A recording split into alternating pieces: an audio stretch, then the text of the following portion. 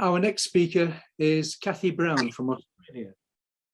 Apart from being a clinical hypnotherapist, meditation teacher and mentor, a group work leader, and several other things besides, she is also an author with a book titled My Answer to Cancer. The book is no work of fiction, but based on personal experience because Cathy was diagnosed with a melanoma in the late 80s, with a secondary development in the early 90s. The situation, in fact, seemed so dire that she wasn't offered any serious treatment and advised only to go home and enjoy what life she had left with her young family. However, rather than surrendering to this gloomy prognosis, it initiated instead a journey of exploration and discovery into a wide range of potentially helpful modalities, particularly where the power of the mind and belief, plus selective nutrition, can positively affect personal health. She attended wellness courses and cancer support groups for 5 years as a client, and then as a volunteer, before being invited to facilitate her own groups at Cancer Support WA. She has since produced and presented corporate wellness programs to businesses in Perth, and has been a member and supervisor for the Professional Hypnotherapists of Australia organisation. Cathy now runs her own business called Life Excel, helping people change their lives through hypnotherapy. Her talk today is about the latest advances in cancer care with hypnosis. I pass you over to Cathy Brown.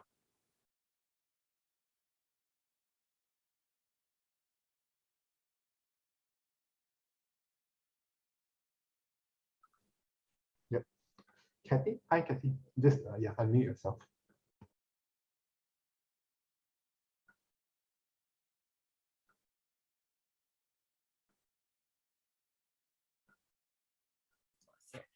Yeah, we can hear you now. Thank you very much for that introduction.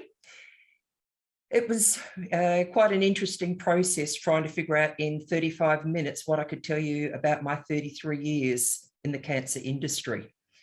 So what I decided to do was to go through some of the programs that I have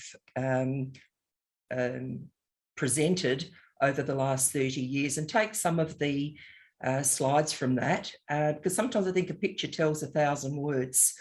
And because we are about communication, sometimes communication is about verbal, but it can also be visual. So I'll just share my screen with you.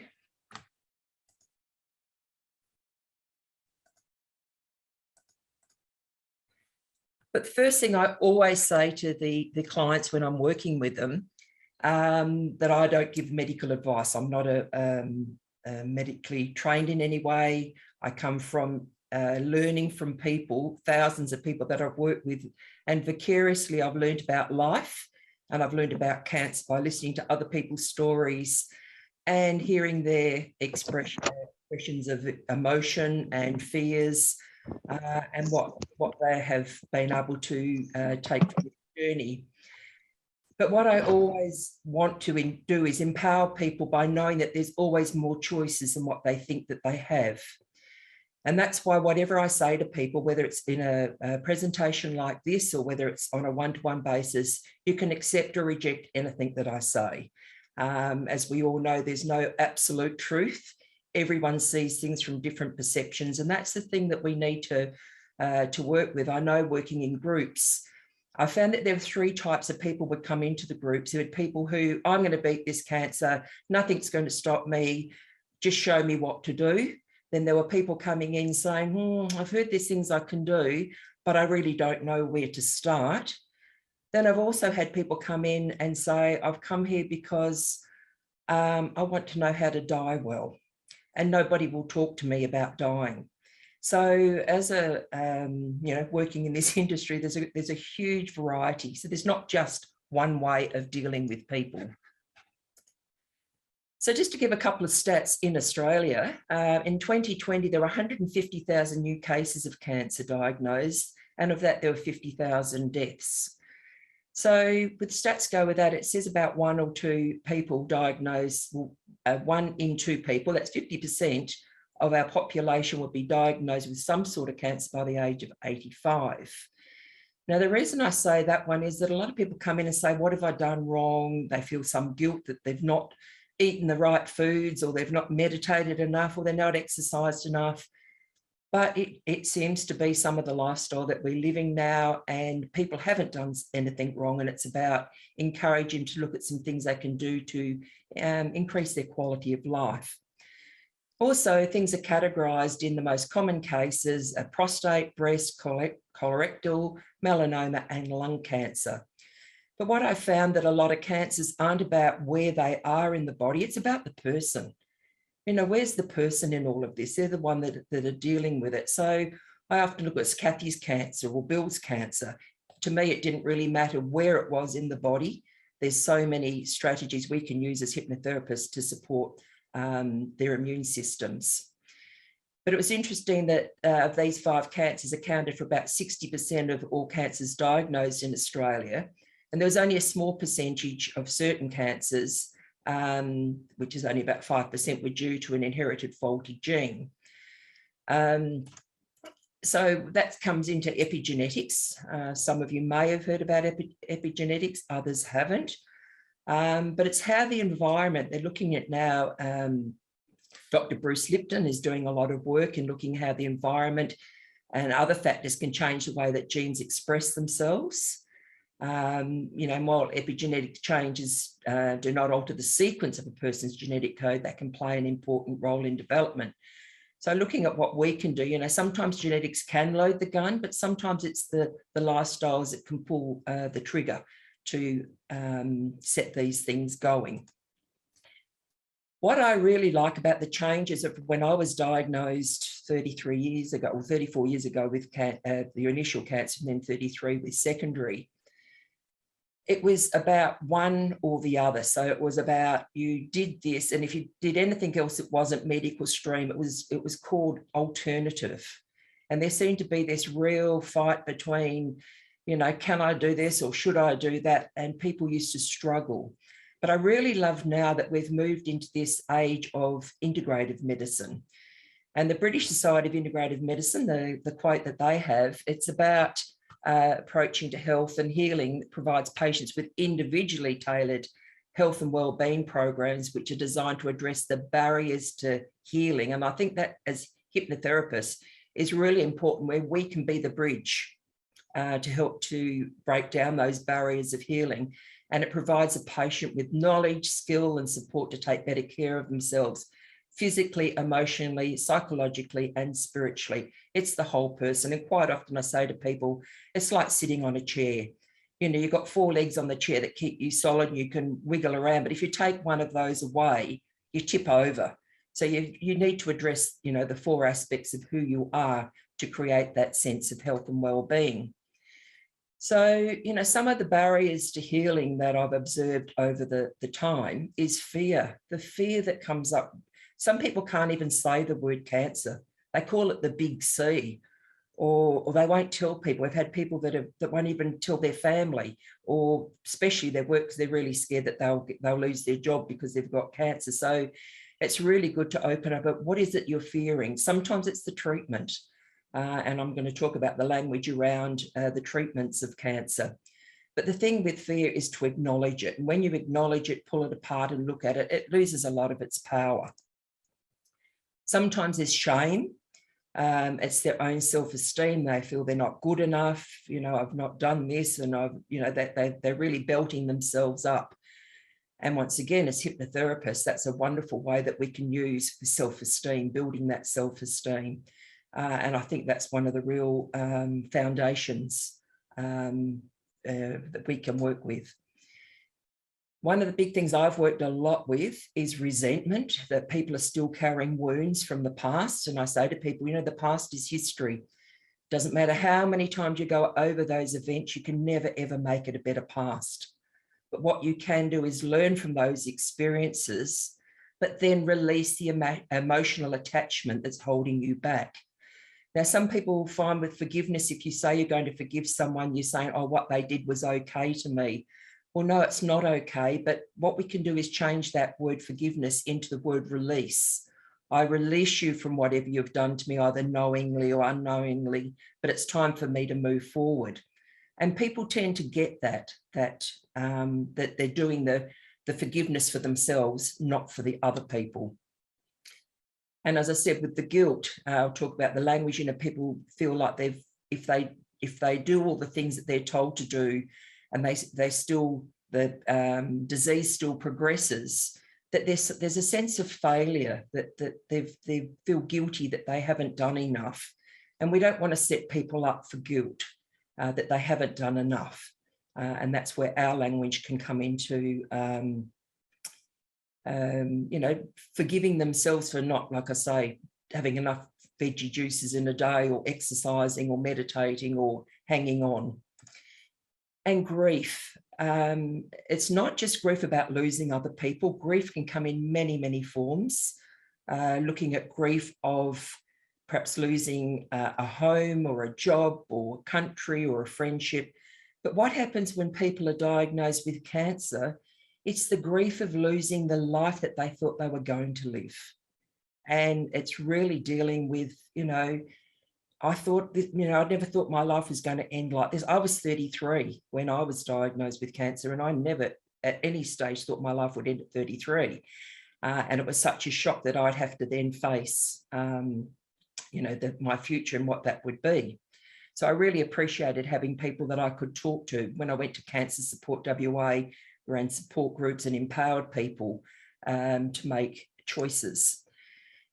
So what I found out with my medical prognosis is that I was told I had 2 months to 2 years to live.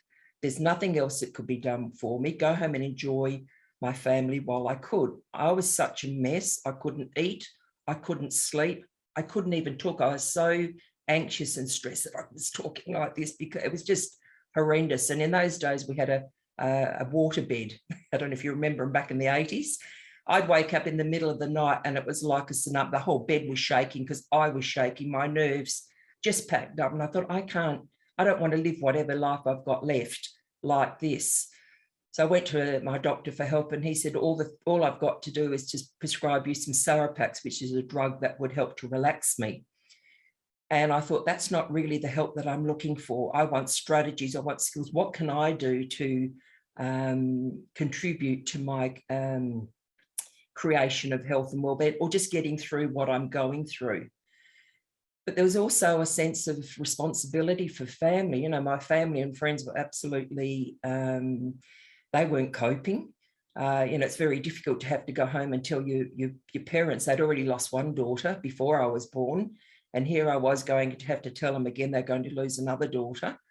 And then coming home and facing my children who were 6 and 8 and telling them that, mothers, and it just happened to be, I got that information on a Friday before Mother's Day on the Sunday. And I think that was one of the most horrific days of my life. But somewhere amongst all of that, I found that I didn't want to be a victim. And that's some of the language we have, a victim of cancer. But to me, a victim is someone who's hopeless and helpless and can't do anything. And I wanted to find a way that I could empower myself to make a difference. And that's what I've devoted my life since, is to empower people with wisdom and knowledge and education on things that they can do. But one of the things that's very difficult sometimes is to ask for help, because I didn't really know what I wanted or what I needed. There was no roadmap that I knew of that I could follow. So I became very overwhelmed with very well-meaning people telling me things that I could do. But then people also felt like they had to tell me their stories of cancer, and they'd go through this whole story of cancer. And at the end of it, they'd say, oh, and of course they died. And I used to think, why would you tell me that story? So I had to be quite firm on my boundaries at the end. When people started to tell me stories, I'd say, can you just stop for a moment? Has this story got a good ending to it? Because if it hasn't, please don't tell me. My psyche was overwhelmed with all that was happening. But what I found very, very difficult with the oncologist was going back to him. I was told I'd be sent to an oncologist and he would look after me till I died. And when I went in to see him, he looked at my file and he just shook his head and clicked his tongue and went, "You're in the hands of fate. There's nothing I can do for you." So I just thought, well, something came up within me. It's like, well, you don't know who you're dealing with, mate. I'm going to find other ways and things that I can do to help myself.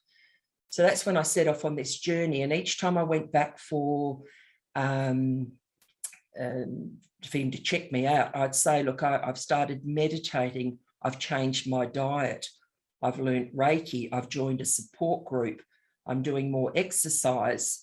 And he didn't seem to take any notice of what I was doing, but I thought, well, that's his prerogative.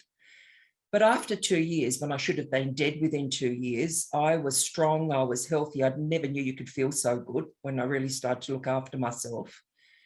And then he said to me, so how long was it from the primary to the secondary? And I said, it was 10 months. And he said, oh, how long ago was that? And I said, it was 2 years ago. And he said, well, I've got no need to see you anymore. And I thought, well, that's okay. So I bent down and picked my handbag up. And as I went to the door and put my hand on the handle of the door, he said to me, don't you think that it's anything that you've done? He said, there are such things as spontaneous remission. And I found that very, very difficult as language. And we're talking about compassion before. And I've often reflected back and thought how much nicer it would have been if he said to me, look, Kath, I don't understand anything that you've done. I mean, we're talking 33 years ago, so a lot of this stuff was really out there. He said, but if he'd said, well done and keep up doing what you're doing. But what I found is that I was asking other people to help to heal me, but I realized the healing had to come from inside of me. And that's why I named my book, My Answer to Cancer, because everybody I asked, no one else had my answer. I had to find my own answer to bring back that balance. So that was me 33 years ago. My health had broken right down. I had also an illness called bullous pemphigoid, which is when all the tumours in my body, I had 2 large ones removed, but my whole system was completely breaking down. The only reason I show these photos is because that's the state of my health was 33 years ago, and through using my mind and the choices that I have made over the years, I've lived a very enriched and healthy life for these last 3 decades. And I really like this saying. It said, I thought I was lost, so I set out on a journey to find myself. But what I found was that I wasn't really lost at all. I was just looking in the wrong places. And it's look in the right places and you'll be amazed at what you find. And from that saying, it made me realize I was looking outside for other people to heal me. But when I turned around and started to look inside me at my own mind, my beliefs, my experiences, my emotions, I started to sort all of those out and work my way through. Things started to become a lot clearer for me.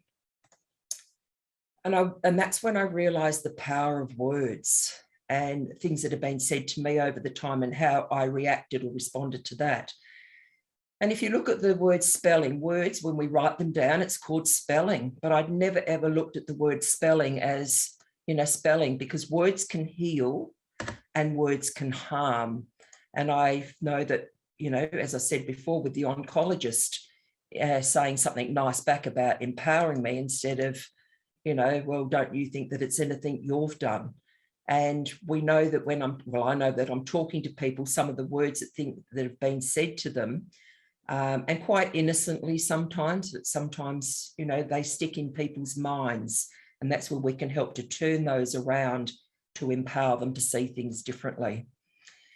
So that brings me to the language of cancer. And sitting in groups, people are petrified of some of the language of, the battle with cancer. They're going to cut me, they're going to burn me, they're going to poison me. And that's their fear. And as hypnotherapists, we know that hypnotherapy works really, really well with the side effects of some of these treatments. And, we can help with surgery, get people, the fear of going into surgery to get them into a nice calm state. And we know that people heal better when they're in that calm state. the fear of going and having radiotherapy and the, you know, what that may do to their bodies. Once again, that's something as hypnotherapists we can work really well with. And also with chemotherapy. And I always let people know that instead of sitting there thinking, oh my goodness, that poison's coming into my body, what's it going to do? It's about visualization, visualizing that chemotherapy coming into the body as a healing light, and only going to the cells that it needs to destroy and looking after the healthy cells.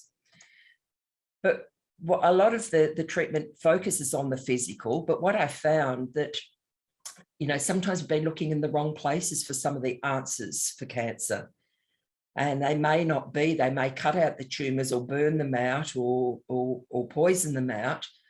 But if things don't change, there's a saying, if you always do what you've always done, you'll always get what you've always got. So if you need your life to change, you need to change your mind. And that's, once again, that power of change, which I think we do very well as hypnotherapists and health professionals in whatever modality that you're working with. So it's what can we do to encourage people to participate in their own healing? It's that sense of empowerment that they are doing something, because I felt like I was sitting on a railway line and I could see the train coming towards me, this big light that was going to take me out. And I was trying to get off the line, but I couldn't get off until I started to link with people who believed and supported me on the journey.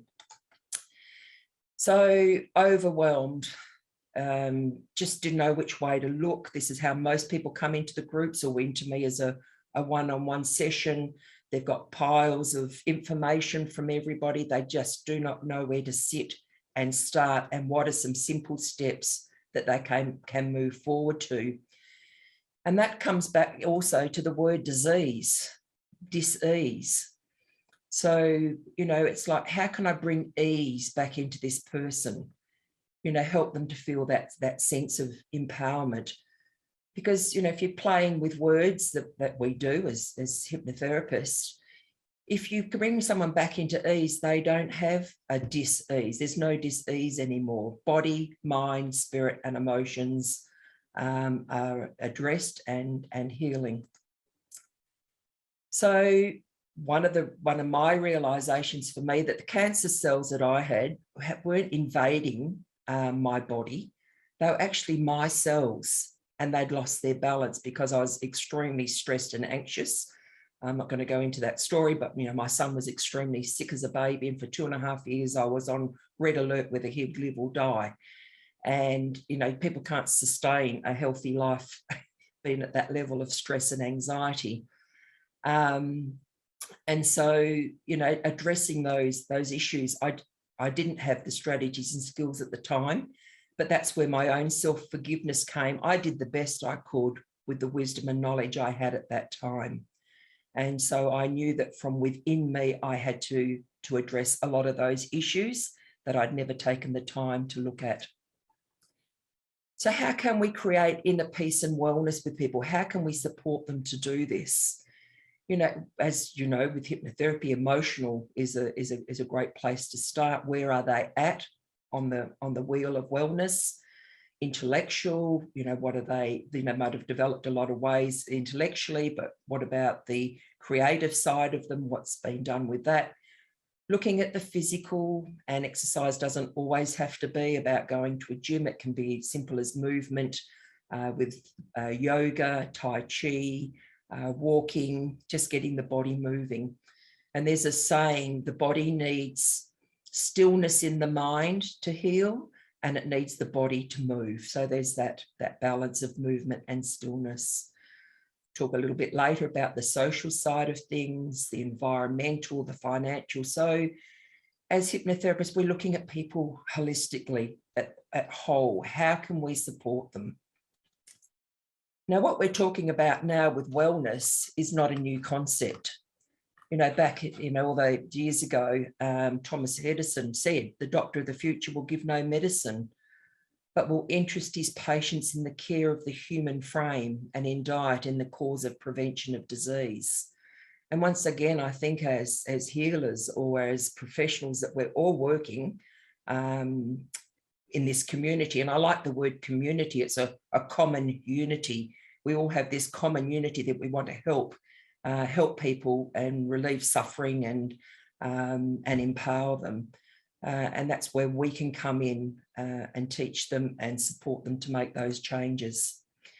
So meeting the challenge of cancer can be huge for some people, but it can also be a stimulus of growth, and it can promote an appreciation and gratitude for life. Because, you know, there is though that thing of life.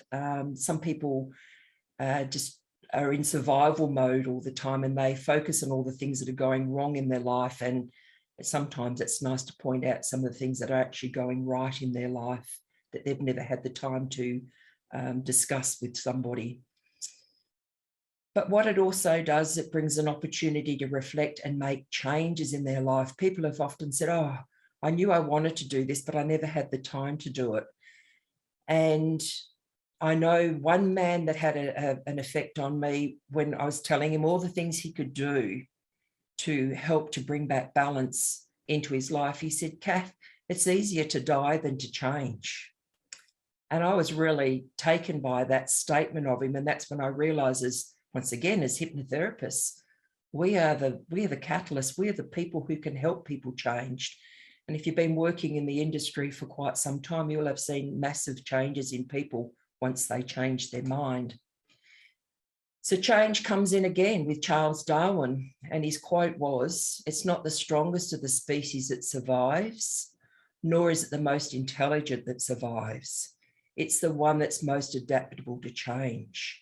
And I think all of us have had a huge lesson in change over the last few years with COVID. You know, we've all had to change our lives. I don't think there's anybody that hasn't been affected or had to change the way they work or live or experience life. And some it's been very, very challenging because people find that difficulty to make those changes. So where can people start? Where can we direct them? And I wanted to give you some links to a few resources if you'd like to know more about some of these things, because I didn't know where to start, but I was put in touch with a Dr. Ian Gawler, who in Australia is known as one of the pioneers of body-mind medicine. And he has written a book called You Can Conquer Cancer. And he knows you can conquer cancer because 48 years ago, he had a sarcoma on his leg. It spread through his body. He had his leg amputated and he overcame cancer. And he's led people, thousands of people through their journey with cancer. And he explains everything in this book. And so I have been teaching his work in programs that with Cancer Support WA. It's now Solaris Cancer Care here in WA. All of these issues that Ian talks about in the book, You Can Conquer Cancer. I would see remarkable things happen for people, and people come back and say, gee, I never knew you could feel this well. There'd be other skeptical people who would say, where's the scientific proof that this works? So I was very excited that about 5 years ago, another book came out and it was called Radical Remissions. And this was written by a Dr. Kelly Turner. Now, she was doing research on people with counselling with people with cancer. And there was one woman who had overcome cancer that was told she had a terminal prognosis. And she said to this woman, what did you do differently to everybody else that put you in this position of, going into remission? And this woman said, well, nobody's ever asked me, but started to explain all the things that she had done. And a light bulb came off in Kelly's mind, and she decided to do her PhD and did research into 1,000 documented medical cases of people who were given a terminal prognosis and who had survived and are thriving. And that's what she based her book on. Now, she identified 9 areas, but then after a while of rereading and linking with other people, she actually found there was 10. There was one that she missed. So she rewrote the book, which has only came out about 2 years ago, and it's called Radical Hope. So the 10 things that we as professionals can empower people with is, the first one is optimizing nutrition. Now, I'm not a nutritionist, so I don't give advice. I suggest to people that they go and get professional advice on this, because the old saying of one man's meat is another man's poison. Different people have different treatments. You don't know how they react or respond to that situation. Exercise, that was the 10th thing that Kelly had not actually identified. But when she looked back over her research notes, she realized that each one of them had done exercise. As I said before, it wasn't about going to a gym, because a lot of people link exercise to going to a gym, but it was about moving the body, whether it be through Tai Chi, Qigong, yoga, walking, but it was moving the body. And we actually have a professor here in WA who has done a lot of research into that. It's Professor Rob Newton at Edith Cowan University here, and he's becoming world renowned for the difference it makes for people who exercise going through treatments with cancer to people who don't. All of these people use complementary therapies, and I really want to stress the word complementary. A lot of people still use the word alternative, which puts a lot of stress on people. It's alternative kind of means I'm going to do one or the other. But science has come so far in the 33 years that I have been working with cancer. You know, you get the best of both worlds. And I say to people, do what the doctor tells you to do. They've got so much information there, but these are the things that you can do, which comes back to the integrative medicine. But by taking control of the health, the things that people can do, that's why I say, let the doctor deal with the cancer, you can deal with the health. And that's where we can help people change, to get them interested through hypnotherapy in exercise and the benefits of exercising. Also, looking at intuition. So many people had gut feelings about things weren't right in their body. I know with me, when I had the little red dot on my arm, which was the melanoma originally, and I asked the doctor to take it out, he said, there's nothing wrong with it. And I said, please, could you take it out? And he said, oh, well, all right. So he took it out and then came back and said it was a melanoma. And people said to me, why did you insist on getting it out? And I said, I don't really know. It's that intuition. I just knew there was something wrong with it, even though it didn't look that drastic. And then it was about releasing suppressed emotions, increasing positive emotions. Research has shown that embracing social support, we need a community around us. Now, if people haven't got that cancer support groups, which I've been running for 30 years, even getting into a sporting group, a tennis group, a yoga group, a church group, find your tribe so that you're not alone and you've got people to support you. But it's about finding strong reasons for living. And I know my strong reasons for living were my children. I wanted to see them grow up. I didn't want to leave them at the age of 6 and 8. And my rewards for doing the work that I have done is I now have 4 beautiful grandchildren, which bring me so much joy and happiness, which increases my positive emotions. So it becomes this cycle of health and well-being. Also, what Kelly has found is that there are thousands of stories out there of people who have overcome cancer that have not been studied. So she has a website. This is for your reference. If you'd like to look it up, is radicalremission.com. And people have uploaded their own stories about what they have done to overcome cancer and other life-threatening illnesses, growing more. So that's another resource. But as we all know, it's the power of the mind which really makes the difference. I know that while I was stressed and anxious, I couldn't make informed decisions because it was just too much going on for me. And when I steadied my mind, I started my healing journey with meditation. And then when I realized how powerful my mind was, it was about 18 years ago, I studied to become a clinical hypnotherapist so that I could help others.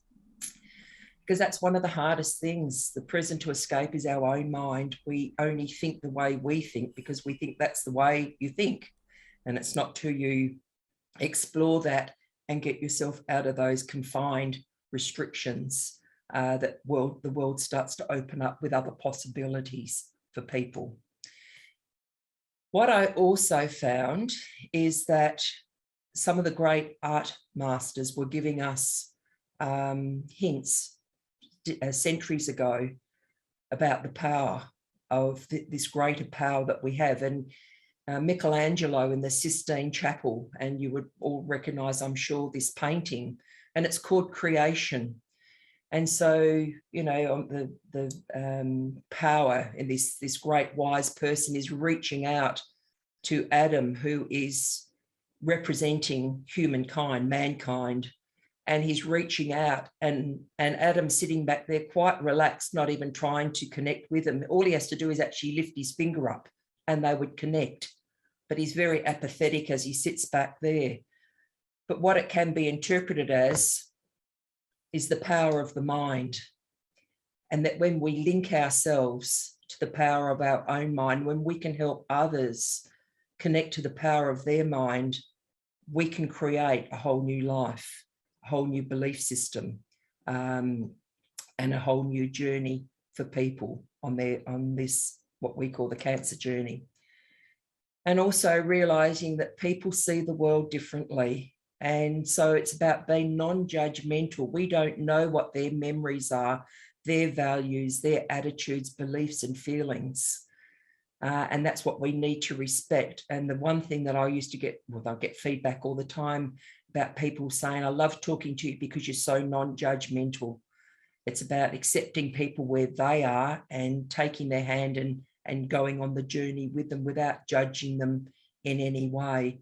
Because sometimes in those old memories and old beliefs, there's an old lie that's lying in the middle, connecting them to the world. And as you know, we know about changing beliefs, we can change people's reality when we let go of the old lies. So it comes into Psychoneuro Immunology, because we know that emotions affect the immune system through messenger molecules and nerve impulses. But emotions also influence the choices that we make. And it's the old thing, when you're highly emotional, you don't make big decisions about life. It's about settling those thoughts and those feelings. Cathy, yes. Sorry, I really, you know, I'm loath to have to interrupt, but I'm just noting the time. Yep. You could kindly wrap it up because we have lots of people with many questions for you. There's a lot of wonderful comments put to you in the chat. So yeah, just if you could wrap it up in about 1 minute, if possible. Just coming into the winding up now. Oh, lovely. Thank you, Cathy. Thanks. So winding up with it is emotion, which is energy in motion. And when we can release those blockages from people, we can get that motion.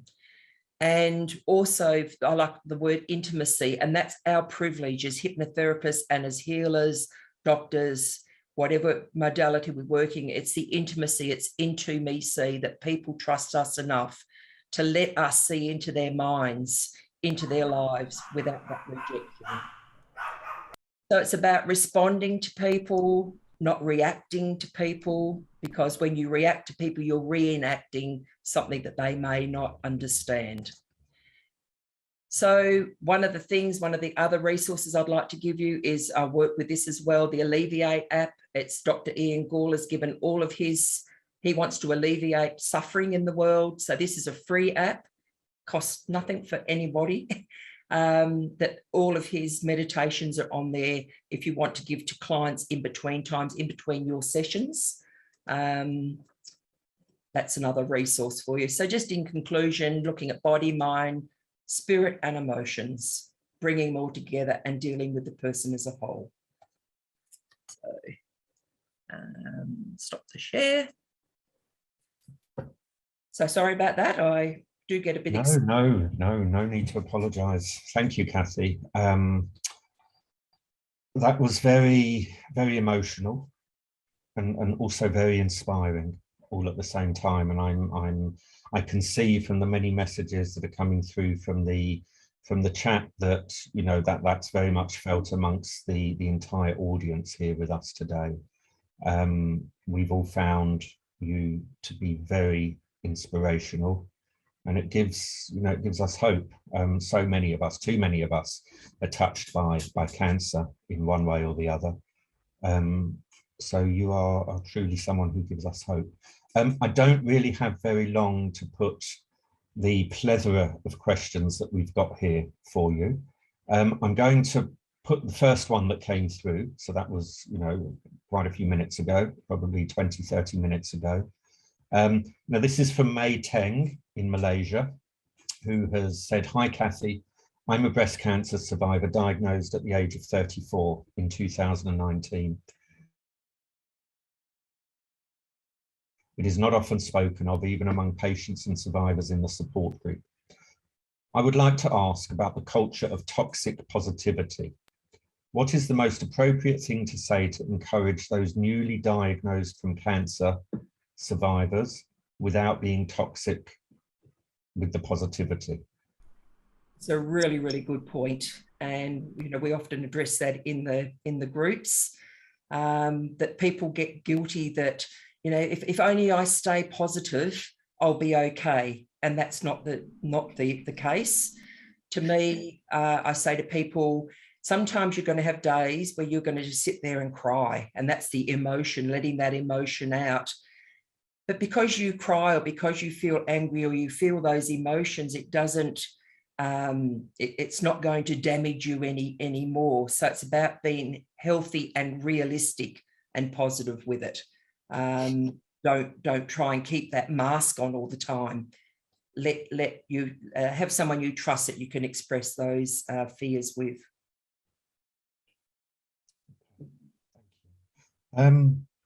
Got another question here from Silvana in Australia. Cancer question. Cancer is a physical and psychological illness. How can we empower patients with comorbidities such as disempowerment, depression, and hopelessness? Well, for me, I found a lot of those things help to be resolved because it's the stories we're telling ourselves in our own mind. And so when we can teach people, you know, with hypnotherapy, but mainly I also teach meditation. It's something that empowers people to still the mind, let those stories go. It's the stories that are creating a lot of the tension within the body, and they start to dissipate. So people do meditation for 2 or 3 days and say, well, this stuff doesn't work. Meditation is a thing that you do every day, like you clean your teeth and you have a shower and you make your bed. It becomes part of who you are. Then you start to settle all of those. And the word dis-ease doesn't only mean with cancer, it can be Crohn's disease or arthritis or lots of other aspects. Doesn't mean to say there's a cure. And that's the one thing Ian Gawler taught me. He said, if you're doing all of this stuff because you don't want to die, he said, I've got some bad news for you. He said, we're all going to die. But what I want you to do is live the best possible life you can for as long as you can. So I hope that's helpful. Thank you. I've got another question here from Christiane Taylor. How can staff members support a colleague who has been diagnosed with cancer? The best thing is to get one person to talk to that person with cancer and ask them how would they like it dealt with.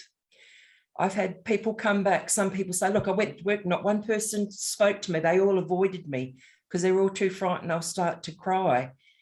Other people say, well, I'd like to let one person know where I'm at and they can let everybody else know so I can just get on with my work for the day. There is no one answer except for ask the person what they would like. Don't assume. Sure. Okay.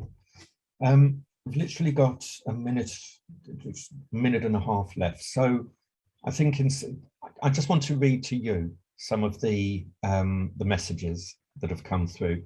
And I'd like to ask if it's okay that there's a few other questions that we'd like to send to you via email, Cathy. Yeah, and if you wouldn't mind just putting some responses back to us, and then we'll share them with all of the delegates post-conference. But I'm just going to read a couple of the messages because we've literally got seconds to go. Thank you, Cathy. Absolutely inspirational. I'm a nurse who used to work in oncology and cancer support and can completely agree with all that you've said. Thank you. That comes from Christine Roy. We've got from Kirsty Nicholson. Beautifully done, Cathy. Thank you so much for that wonderful and in-depth presentation. Very helpful. Other people are commenting how very empowering it is listening to you. Thank you, Cathy. Truly brilliant. What an amazing woman. Thank you so much, Cathy. Thank you, Cathy, for sharing your inspirational healing journey.